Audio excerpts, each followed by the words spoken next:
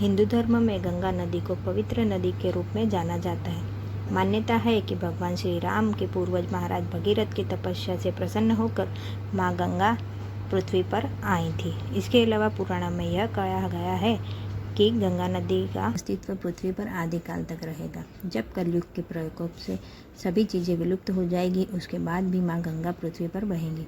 धार्मिक पर्व एवं अवसरों पर माँ गंगा के स्नान के लिए तीर्थ स्थलों पर श्रद्धालुओं की भीड़ उमड़ती है। आज के इस लेख में हम गंगा दशहरा के पावन कथा के बारे में जानेंगे। गंगा दशहरा कथा। अयोध्या के महाराज राजा दशरथ और श्री राम को आप सभी जानते होंगे।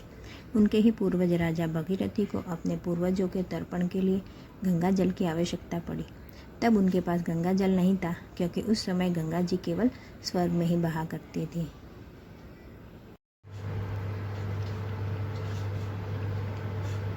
यह जानकर राजा भगीरथी बहुत दुखी हुए और माँ गंगा को पृथ्वी पर बुलाने के लिए तपस्या करने के लिए चले गए।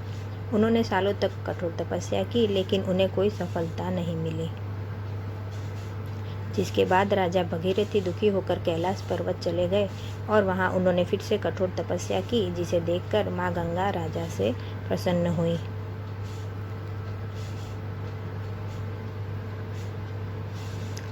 और उन्हें आशीर्वाद देते हुए कहा कि आपकी क्या इच्छा है जिसे मैं पूरा कर सकती हूँ। माँ गंगा को सामने देखकर राजा बहुत खुश हुए।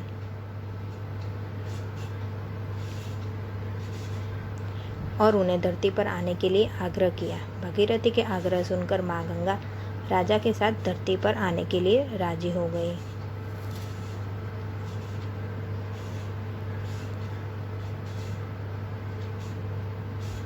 लेकिन इसमें भी राजा के सामने एक बड़ी समस्या खड़ी हुई।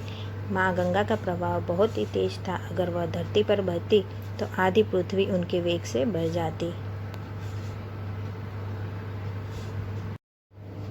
राजा के इस समस्या का समाधान और कोई नहीं बल्कि बस महादेव कर सकते थे।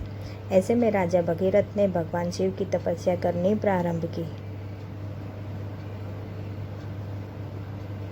भगीरथी कभी निर्जल तपस्या करते तो कभी पैर के अंगूठे पर।